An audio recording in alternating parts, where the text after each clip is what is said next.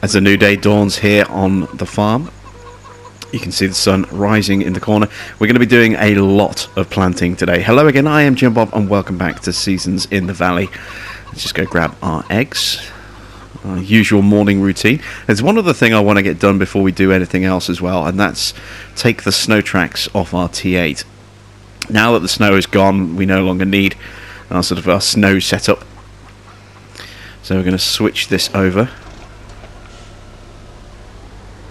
Try not to squish that chicken as I drive out.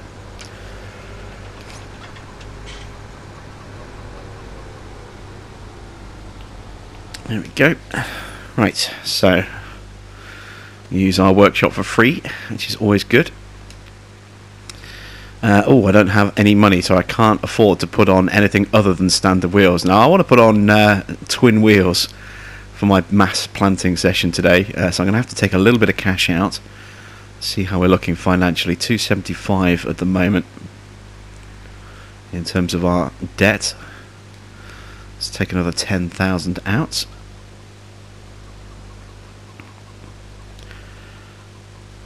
And there we go. We're going to switch, as I say, to twins for the planting session. This thing does look awesome in twin wheels. It really does. So need to give it a bit of a clean as well. Actually, you can see it's looking pretty dirty. So I'll just back into the cleaning bay. There we go.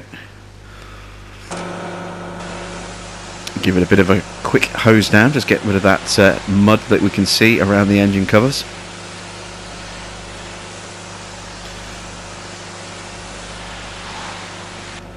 There we go. So yeah, we're going to be doing a lot of planting today. Going to be hammering our Pronto. Let's take a look at our fields and see exactly where we stand as things are right now. So all of our poplar has now been planted. I had a little bit left over as well, so you can see I've also put a little bit down here just to use up the last little bit of that pallet that we had in this little area over here. The planter has been returned to the store. We won't be planting any more poplar. Won't have any need for any more poplar. That field there is going to give us all we need, assuming that we can actually harvest it this year. And I'm kind of hoping, if we take a look, you can see we've got this long planting window, and then we can harvest them any time of the year. But I get the feeling it's going to be the end of the year, maybe the beginning of next year, before we can actually harvest our poplar. I hope it's the former. I hope we don't have to wait till next year. I would like to be able to do that in winter, if at all possible. So yeah, going back to our fields, you can see we have oilseed radish up here that needs to be cultivated in. We also have oilseed radish on these fields and this field block here as well. In terms of cultivated fields and ploughed fields, obviously these two fields have now been joined together, 35 and 36. As you can see here, that's now one field. We're going to put spuds on this field, and then 37 and 38 we're going to put beets on this field here. So we'll have a choice of root crops up here. Down here, still not entirely sure exactly which crops I'm going to place on these fields here. 50 has already got a crop on it. That's got canola that is now going through its second growth stage, I think. Barley here from last year is growing a bit more as well. That's in its second stage of growth. In terms of fertilizing, we are going to need to put another layer of fertilizer on this field here. Field 91 is now fully fertilized, which is excellent stuff, and we need to obviously to increase the fertilization on these fields, but they're going to get stage 2 just by cultivating them because they have the oilseed radish on them, so they will only need one more stage of fertilizer, and then whatever we plant here on 52 and 51 is going to be pretty much fully fertilized as soon as we plant because of our seeder choice.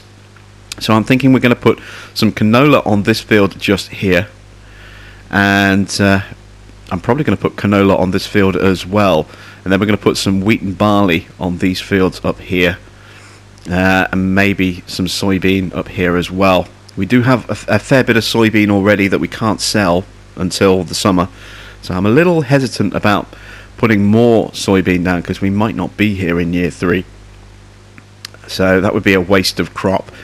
So I'm thinking canola is going to be the main crop that we put down here, and then some wheat on these couple of fields here, and then maybe a little bit more barley on this field here, and obviously we'll have root crops on here. Corn on here is going to be chaffed, so that's going to go straight into the BGA. So that's pretty much, I think, where we're going crop wise this year. And then obviously we put grass on these two fields, and they'll be our meadows for sort of late summer when they finally finish growing. So let's grab our planter. Let's start planting some canola.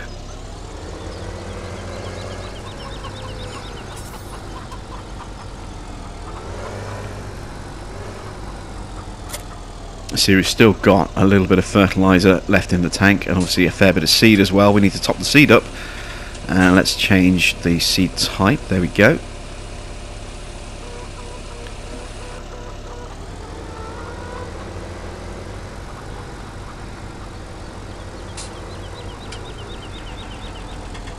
Now we'll back up and top up the fertilizer as well.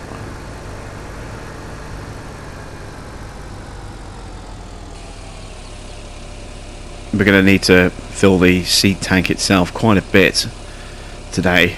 A lot of canola going into those fields means we're going to have to make multiple trips to make sure that we're all nice and full over here. Drive up through the silo.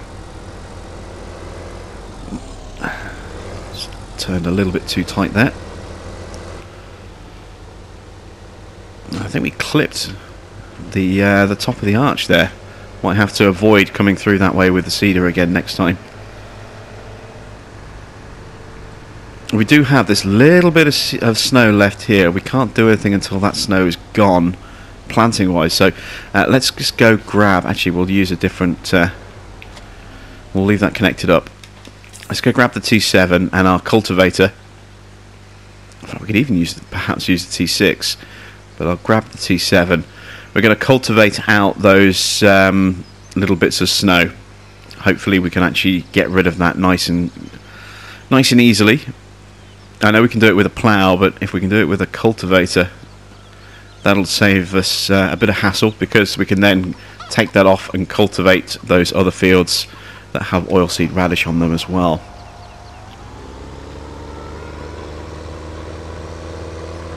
You'll see I've had a little bit of an reorganise around the corner. So I've moved some of the mowing gear. The mowers themselves are still here because I'm not sure whether I want to move those yet, but you can see now this bay where we had our windrower, tedder and wrapper, they've all been moved. They're up now by the sheep. And we have ploughs 1 and 2. And then our cultivator as well. It's the cultivator that we want. There we go.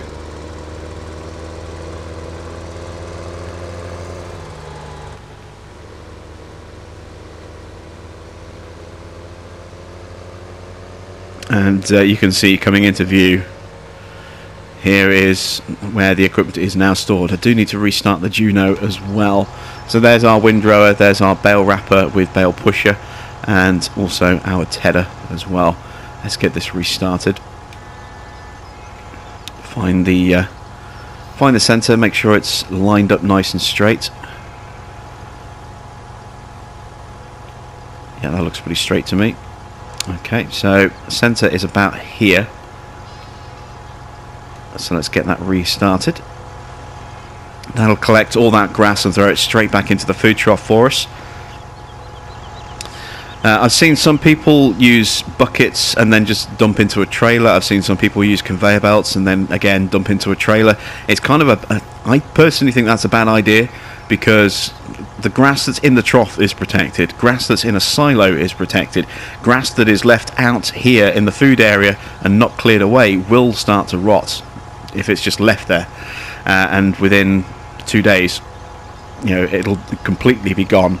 Probably quicker than that because it's in little clumps. But if you have a trailer parked up here on the side, this is obviously if you're using seasons, it doesn't matter in regular play, but if you have a trailer parked up at one of these ends here, for example, and you have a conveyor belt feeding into a trailer, then all you're doing is you're just dumping the grass into an area where it's going to rot. So you can come back after a full day or a couple of days to empty your trailer, and there'll be nowhere near as much grass in there as there could and should be, because it will have just been rotting away. A Juno is perfect for seasons, because anything it picks up, from the food trough is immediately thrown straight back into the food trough. So you'll never lose any grass. It won't rot, it won't decompose. You'll be constantly just sort of topping up your food trough with just tiny little amounts of grass. Whereas before, otherwise you'd just be losing it.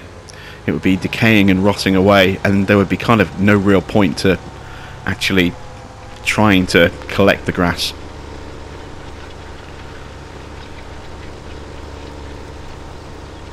As you can see, the cultivator is getting rid of that snow for us. That's good. I was hoping that would be the case, because it will stop us from planting, I believe. Now, there's every chance that we might be okay using a direct drill seeder and that it would just destroy that snow anyway, but there's also a risk that it wouldn't, and we would just end up with patches that weren't seeded, and I would rather not take that risk. So instead, we'll make sure it's all gone by using that cultivator. There we go. So now we can get back into the T8. Let's lower the seeder down. I'm going to do a border around the field, establish the edges, and then we're going to hire a worker to run on this field while we go off and start cultivating in the oilseed radish. We're halfway through spring now, halfway through our planting season as well, and time is starting to run away a little bit. Obviously we lost a little bit of time at the beginning of this year. Day one, everything was still frozen. We couldn't do any groundwork, we couldn't plough, we couldn't cultivate, couldn't plant, couldn't do anything at all. And this season's mod, this Geo, does have slightly shorter planting windows for grain crops like wheat and barley and canola. Instead of the usual sort of 6-day planting cycle, we now only have 4 days. So we definitely need to get as much of this into the ground sort of today as possible. Otherwise it's going to end up stacking up all at the end of the harvest window, which is potentially very, very problematic indeed.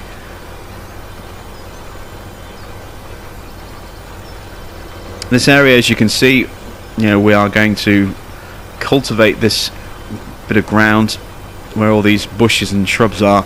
That's all going to get ripped up and joined in to field 50 once we've harvested field 50. You can see it just there. That's the canola crop that we inherited, that I wasn't even aware at the time we bought the field that was on it.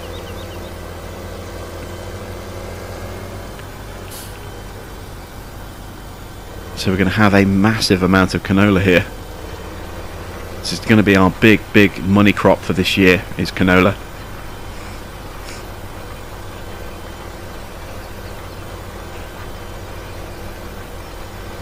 Lots and lots of fields. All the fields at this end of the farm are going to have canola on them. So this one here, 52 and 51, and then our large canola field from last year that we're going to replant canola on there as well.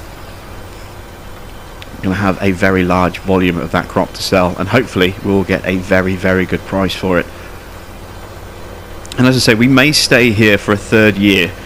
We may move to a different farm at the end of year 2. I haven't decided yet. I'm going to see obviously what maps are available, how much progress we've made on this farm. If we've made some really, really strong progress, I may continue to stay here. I'm yet to decide, but we are now only running 2 main farms a week. For those of you that don't visit my Facebook page, I have made the announcement sort of towards the end of last week that American Midwest has now been cancelled. It was just simply becoming too much to try and run 3 separate farms with seasons. It was just taking far too long for us to see any progress on any of the farms. It takes us 3 months with 3 farms running to see, to get through a single year. And there's no point running seasons if you're only going to run it for just 1 year. You kind of really need to run for 2 years, maybe longer. Otherwise, what was the point? So I want to run for at least 2 years on this farm and 2 years on Green River, and American Midwest have been running for quite some time. You know, both as a seasons farm and also before a seasons farm. You know, when it was just a regular farm. It was time to sort of choose one farm to get rid of, and Green River's brand new. This one's just starting its second year, and we've made a lot of good progress with this. American Midwest was the natural choice to remove, but that will then return probably as American Northwest later on this year. Obviously we are waiting for Lone Oak to come out from Bullet Bill, and we may well see American Midwest relocate to American Northwest by moving over to Oregon. And if not on that one there, we've also got Oregon Springs, which is going to be in a very similar area to Lone Oak. So we have some choices. We have a great demand for hay. And we don't have a lot of hay. We also have animals that now need hay, and we want to add cattle to that as well. So not really particularly useful, great demand for us just there. It's really quite hard to see at the moment with the sunlight exactly where my furrows are. There we are. So let's get the worker underway. We're going to have to come back and get him to do other bits, and there'll be a few tidy up bits that we'll have to do manually ourselves as well. But the worker will get running away for us, and now what we can do is we can take our T7 off, and we can start cultivating some of those other fields with oilseed radish on. Make them ready for planting today as well if we get the opportunity. So I'm going to jump in this Blue Power T7. I'm going to make my way over to those fields, and I'll see you in just a moment.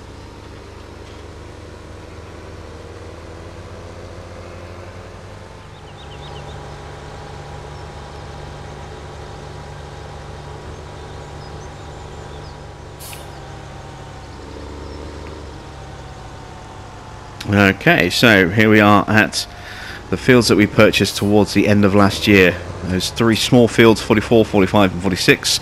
We joined them all together and put some radish down, so let's get that cultivated in.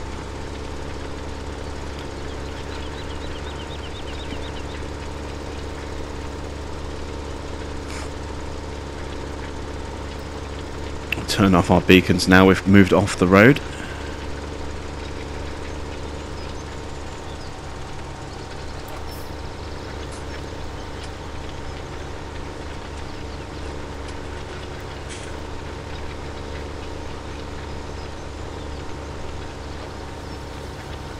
There we go.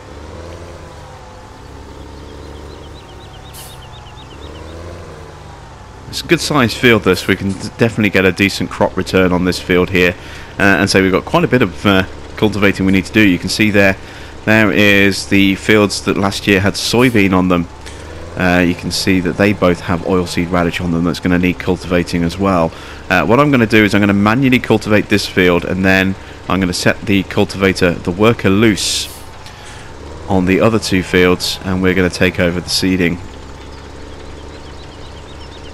So we'll get to experience a bit of everything today, I think.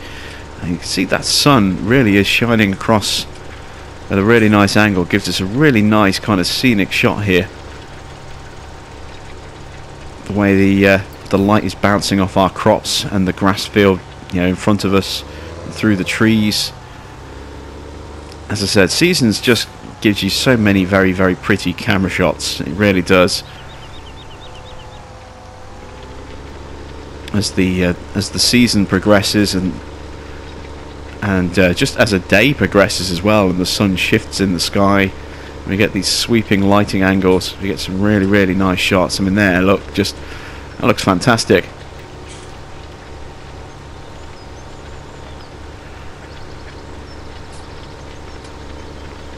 So plenty of cultivating to do. I'm going to jump on and get this field finished, and then we'll get set up on the next field, and as I say, replace us with a worker, and we'll move on to taking over the seeder.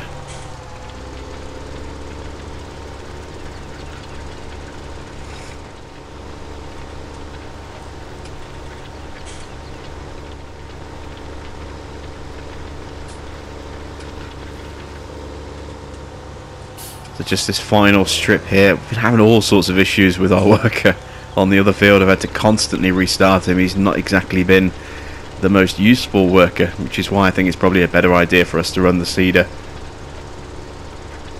It might be down to an increased turning circle thanks to running dual tyres. I have noticed that whenever you run duals, your turning circle does seem to get a little bit worse, and I think that might be what's causing some of the issues that we've had with that seeder. He keeps getting blocked by things, or he only does a couple of passes and stops. And there we go. That's the first of our fields now cultivated with the oilseed radish into the ground. So let's make our way across the street. Just going to nip into this little patch just there I missed, look.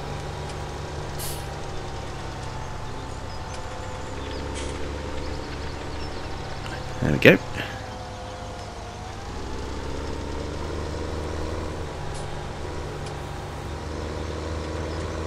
Just going to nip in here.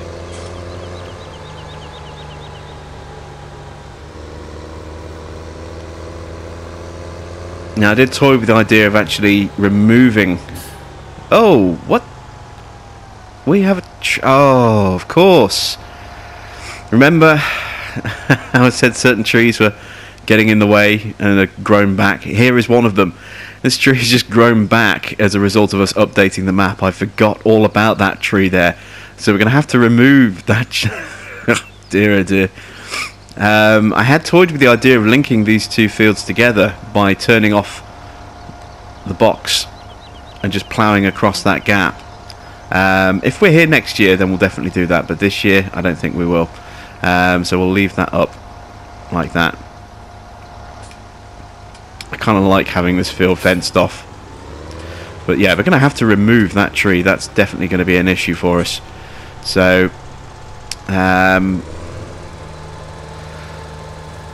let's start the worker on this field, but at the other end of the field. We'll go over to the sawmill. We'll pick up the wheel loader with the Rabo, and bring that over and grind that tree out completely. So there we go. There's the worker away. You can see this guy stopped again. It's just absolutely useless, this worker. Been crashing into everything. We'll deal with him in a moment, but as I say, first things first, we need to get rid of that tree that's popped up. Oops. There we go. See, all the snow is pretty much gone around here now as well. Just these tiny little banks left from where we were clearing a path through the snow.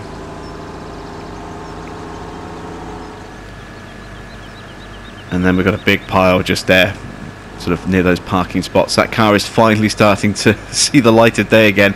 I almost completely buried that thing, just moving snow around in the winter. So I'm going to get this over to the field that we're working on. We're going to get rid of that tree and then continue the cultivating and take over from the seeder.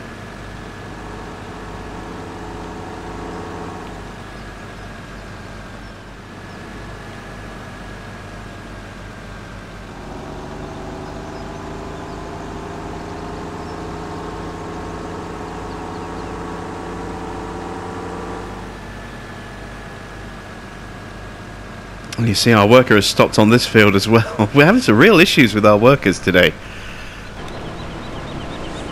Never mind. Let's get rid of this tree.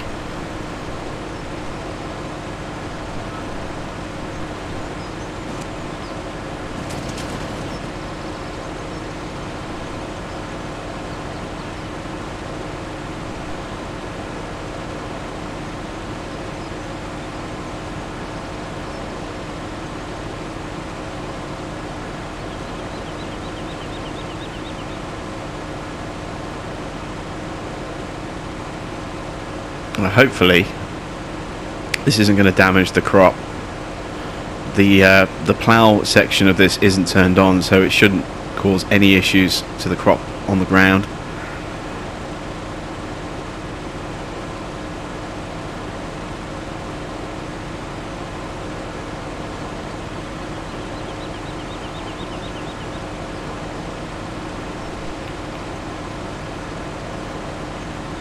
last little bit of the stump left. And there we go.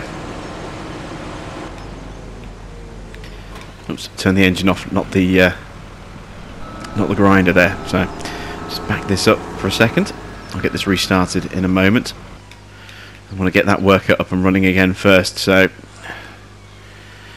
he's done one pass and has stopped. I think we're going to have to. I don't know if you can hear sirens in the background. I've got the window open for some fresh air today, and it sounds like the authorities have found me.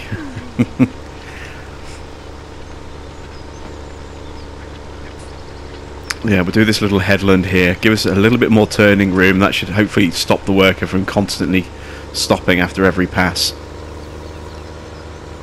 It's going to make it a little bit wider. Don't need lights on. Let's turn those off.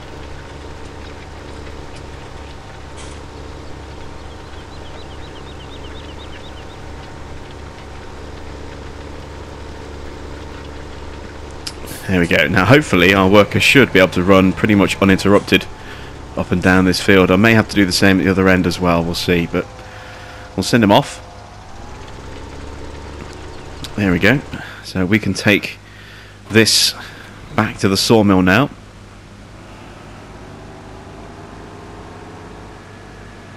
I suppose we should really transport it like that.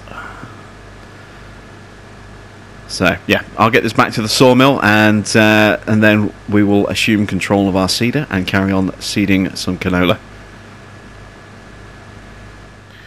Well, I didn't exactly get very far and immediately got another helper is blocked message. So yes, we are going to have to put in a turning area at the end of this field, at this end of the field as well. So let's quickly get that done. I should have seen that coming, really. Hopeful optimism turned out to be completely crushed by crushing reality there.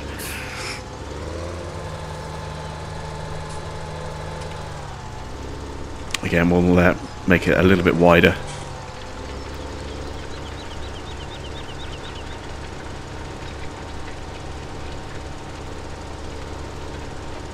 There we go. Finally, now we should have a field that the worker will be happy to run up and down on while we get some other bits and bobs done. So let's get him underway once again.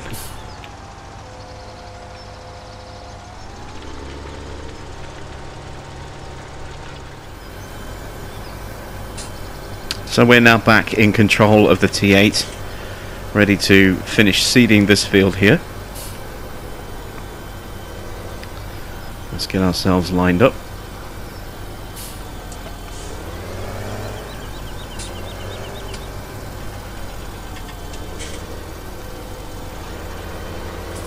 And off we go.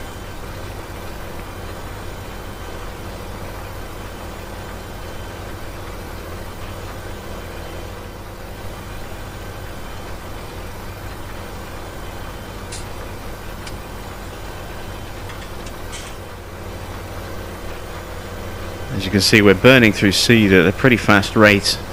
Almost completely emptied the tank here, and we still have a decent sized chunk of the field to go.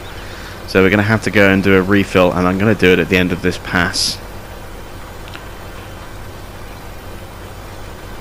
Just because we're a little bit closer to the farm here than we would be if we waited one more pass. So just need to tag that little scar that we missed there on that corner. There we go. Right, so now we can take this back to the farm, get it topped up. Just 55 litres of seed left. Certainly not enough to do the rest of the field. But as I say, we knew that we were going to have to do a lot of top-ups today. This is, you know, one of those crops that requires a lot of seed when you're planting a field, and we've got all of that over there to do as well. You can see that big brown slab of land. That's going to be planted with canola today as well. So yeah, we're going to have a lot of canola to harvest later in the year, but the financial reward for that should be pretty good, I hope. Let me just check on our food levels. Well, we know it's going to be good for food, but I think the water level might be running a bit low for our sheep. Oh, they're out. Oh, and their health is falling dramatically. Oh, we need to do that before we do anything else. Damn it. Out of water. I had not paid any attention to that at all. That is bad. That's going to really cost us in terms of our wool production. We're at the point where we're risking losing some sheep as well. So let's immediately just give them a drink, because they desperately, desperately need it.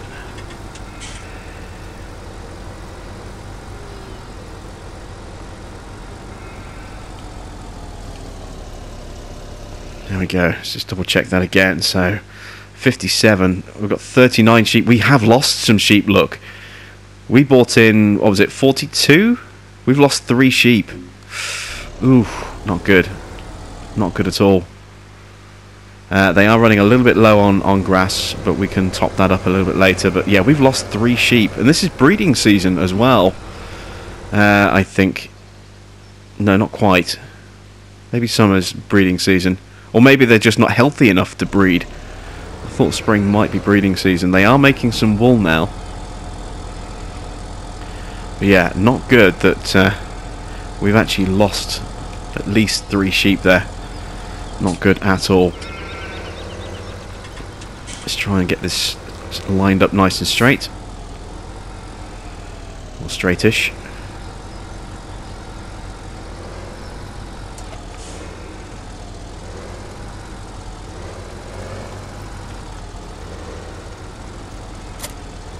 Oops, did not mean to do that. That's what I meant to disconnect from the trailer itself. Right, here comes the tricky bit. Trying to get this thing back in nice and easy. It's definitely easier when you've got your front wheels here, or your steering wheels aligned with the front of the trailer. It gives you much more a degree of control over how quickly you can turn and pivot. Back up a little bit, try and center this up a bit.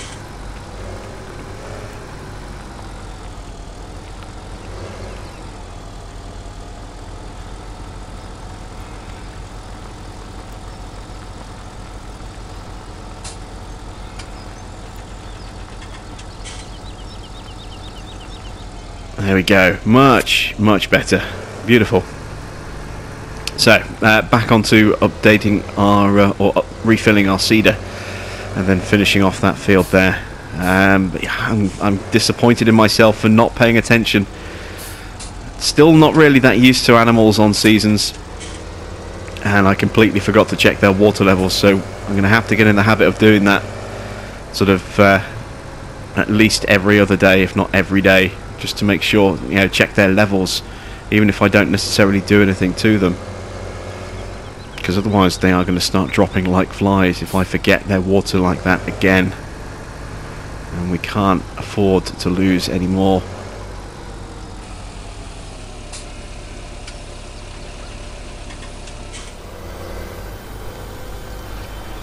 So just got a little bit of tidying up to do along this edge here. You can see it's just, I tried to do the final pass and it was just a little bit too wide, and I kept missing little patches here. So you can see I've got a couple on this side, one just there.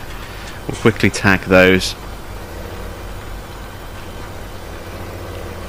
And there we go. First field planted. So let's make our way around the corner. Drive out just here.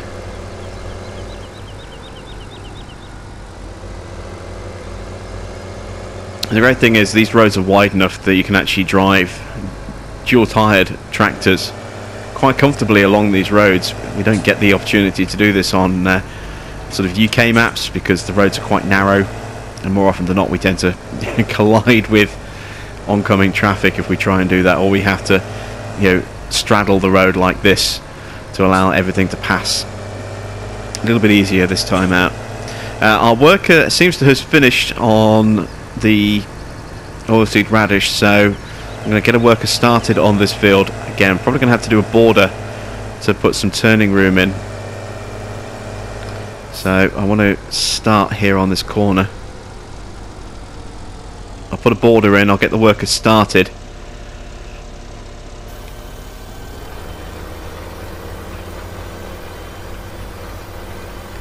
and then we'll jump over and check out what's going on with our T7. We may have to manually cultivate the other field because it is a little bit of an awkward shape, whereas this one's got long stretches that a worker can do quite comfortably, and then we can fill the gaps in as we have done in the past.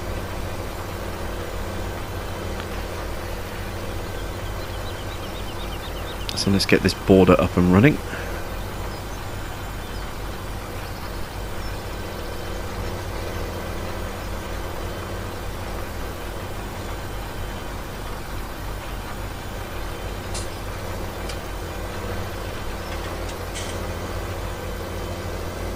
Go. This is the area where I think we might have the issues running along the top here. You can see where we've had to do it with cultivating. We're going to need to do it with the seeder as well.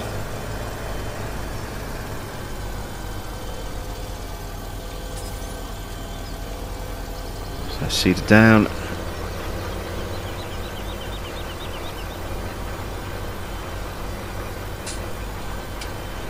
I suppose we could kind of cheat a little bit and turn the fence off and then turn it back on again once we're done, but I don't really want to do that.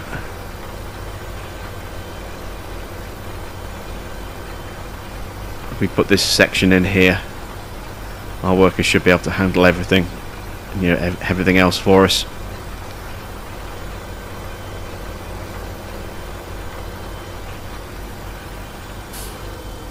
Okay, so there's going to be some bits that we're going to have to do manually, quite a few bits on this field, but that's enough of a start to give him space to make his turns.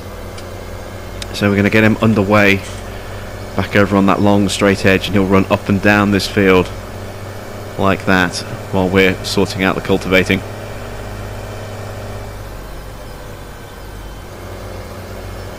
So I need to get right up against the tree line on the edge of the field.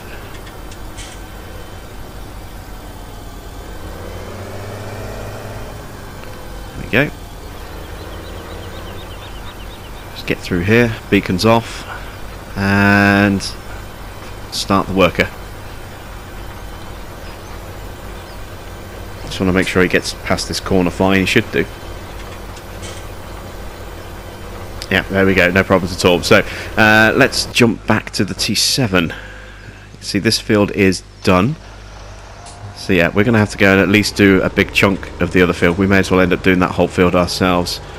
So I'm going to fold this up so I can get through the gateway.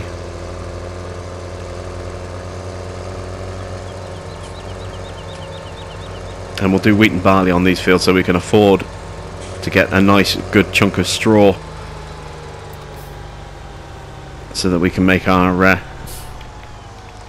straw bedding, and also if we need to we can use that straw in mixing some TMR. I know I generally tend to go with just silage and hay, but we don't have any silage. We've got a little bit of silage bales, we've got some hay bales which are also being used by our sheep, so to help dilute that mix a little bit we'll probably throw a bit of straw in as well. Take a little bit of the pressure off when it comes to the requirements of the other components. So I'm going to go ahead and cultivate this field. Again, you can see those shadows coming through, the way the light dances across the tractor as it goes underneath the sort of shadow of those trees. I really do like the way the lighting just plays out. The lighting engine in Farming Sim 19 is going to look absolutely stunning from what we've seen. Although, slightly worryingly, they did show a side-by-side comparison shot of the ideal running on the current Estancia Lapacho and then the ideal combine running on the 19 version, the reworked version. Well, we say the reworked version, using the new sort of graphic engine, or the updated graphic engine, because it's not actually a new engine, it's just updated. We saw the side-by-side comparison shots from Giants earlier, towards the end of last week, and it was just using the same crop textures. Now, it may well be that that's deliberate, and all they've done is they've just tweaked the graphical settings on the existing map and haven't changed anything yet. They're keeping maybe the redesign of it, or maybe new textures under wraps until later in the year when they can make an announcement. But if it turns out that they are keeping with those 2D textures, going to be very disappointed, I think. You know, I'm actually slightly concerned for the first time, I'm actually slightly concerned about, the next version of Giants Farming Simulator franchise. 15 was great. Had a lot of good stuff for us on console. 17 was a huge, step forward for console users, not maybe so much for PC users, but for console users, a big step forward with the introduction of mods and obviously some big changes to gameplay and graphics as well. I'm slightly worried about the scope of the changes for 19. So I guess just have to kind of play the waiting game and see what E3 brings us. But time to crack on and get this field done as well. I'm going to keep sort of alternating between this field and our T8 that's running around over here. You can see obviously we've got some patches already that we're going to have to tidy up with. And I will make sure that everything gets done. I'll catch up with you in just a little while.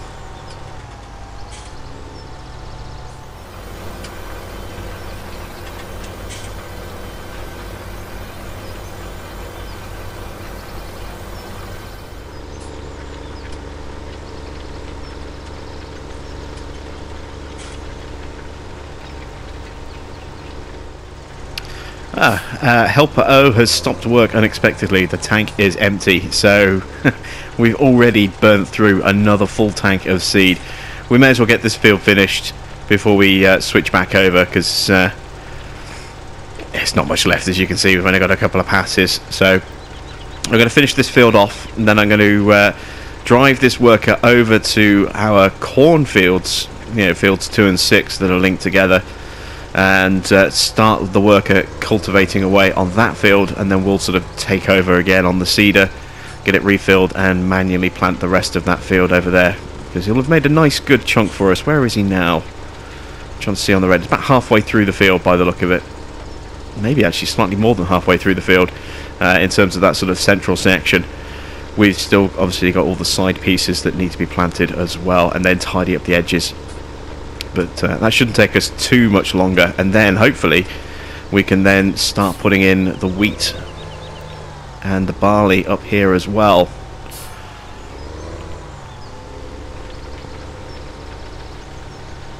So yeah, we're making some pretty good progress, I think. And again I forgot about all those trees. Look, you can see we've got 4 or 5 trees growing back in the pathway of our 2 fields here as well, so those are going to need to be done as well. So in that case, let's get the seeder refilled first.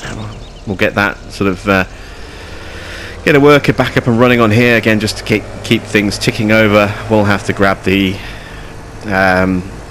wheel loader with the robot again, make our way over there and top up, or rip down another set of trees. And all these trees that are popping back up that I completely forgot I'd cut down. And again, we spent a long time on those last time. We chopped them up. We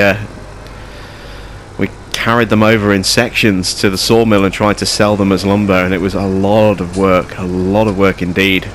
Very spindly bits of branches, and they didn't sit very well on the trailer. I remember it took me quite a long time to do that. I'm amazed I'd completely forgotten about it. I'm actually going to need to top the fertilizer levels up as well. Look, they're almost out. So I'm spending quite a bit of money on seed today, and the fertilizer is going to be expensive as well.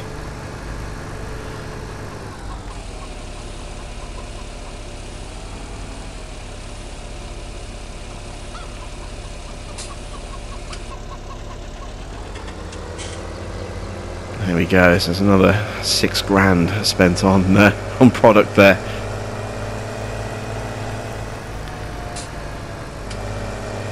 But we are getting closer and closer to getting our fields sort of ready and fully planted.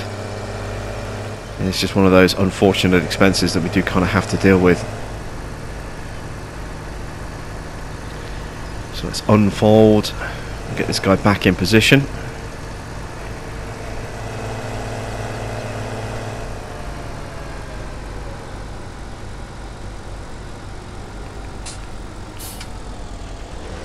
Try and line those tyre tracks up a bit better if I can. There we go. And we'll get the seeder back underway again. Right, let's get everything hooked back up and go and get rid of some more trees.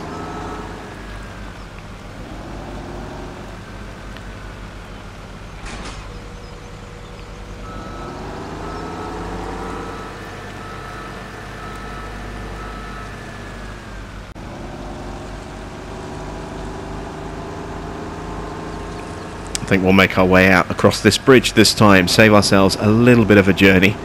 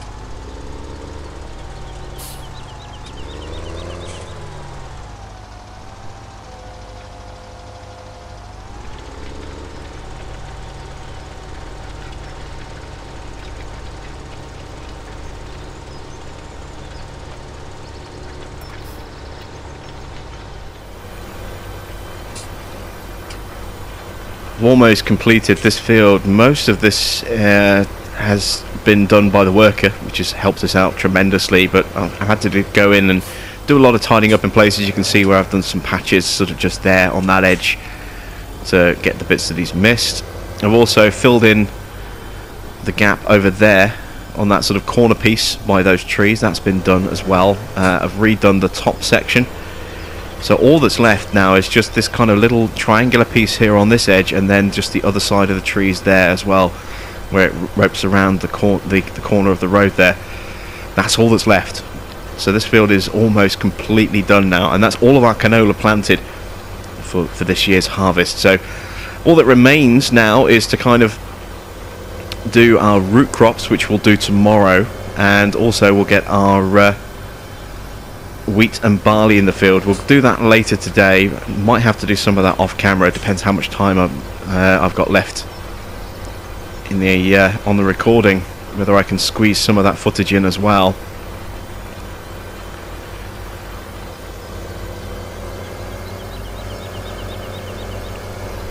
There we go, that's that piece done. Excellent. So just got to do round the corner here, and then that's this field completed. And here you can see this is the final section just here. Look, another little triangle section for us to do. I'll do a border so I'm not pulling into the road.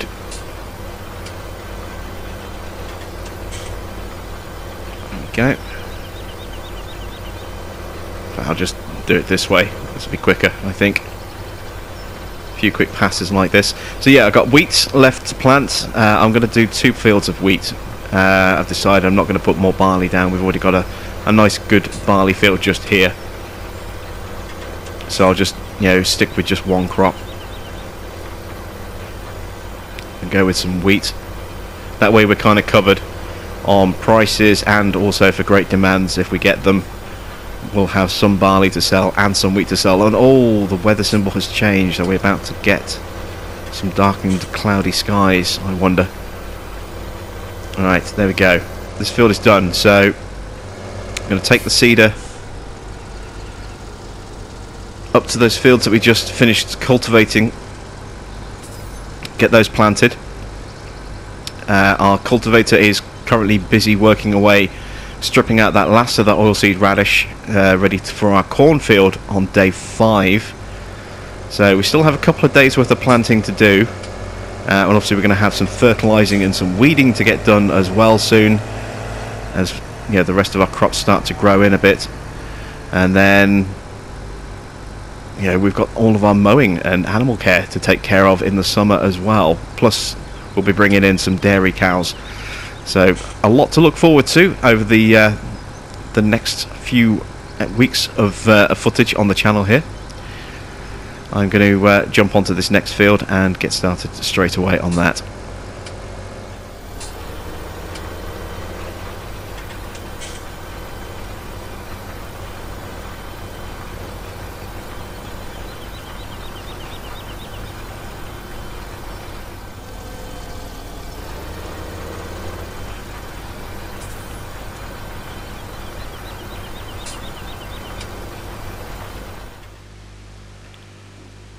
Just had a great demand pop up for wood chips, and you can see the difference just a few days has made. This is a €373 great demand. Now if we take a look at this here, you can see the predicted price of wood chips was around about 240, maybe 250 was the predicted price for today. You can see that the models in front of us for the rest of the year is kind of a summation of where the values were actually at last year, and you can see the difference that it's made. We had a great demand of around 500 last year, just at the end of winter, sort of day 3, day 4, I think it was, day 4 of winter. And just a few days, you can see how much the price has dropped, as is evident by that sort of great demand that we have there, 370. That's way above the standard predicted price for today, and even still it's massively lower than what we were getting just a few days ago. So it really does make a massive difference when you sell your crops with seasons. It's just not a case of waiting for a green price anymore. You can get a green price on one day and it look like an attractive price because it's green, but you can have a white price a few days later and that could be substantially higher. You do have to kind of pay attention to the price modeling in the predictions as well as the actual market price. You can't just go by green prices anymore.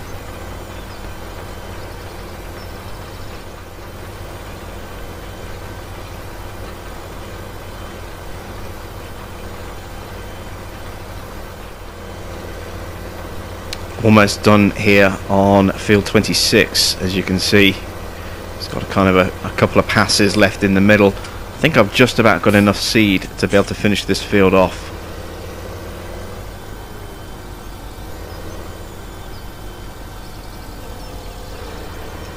And that should be our worker finishing, or just about finished, on our cornfield, or what will be our cornfield. We do still have one field left to plant as well, and that's 44, 45 and 46 there, the other side of the road. Now I'm going to put corn on that field as well, so that I have a little bit of an option.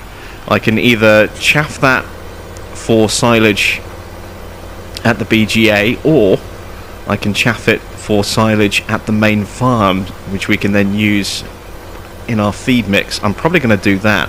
That's probably going to go to the farm and go into the silage pit there. We'll do some manual silage for feed.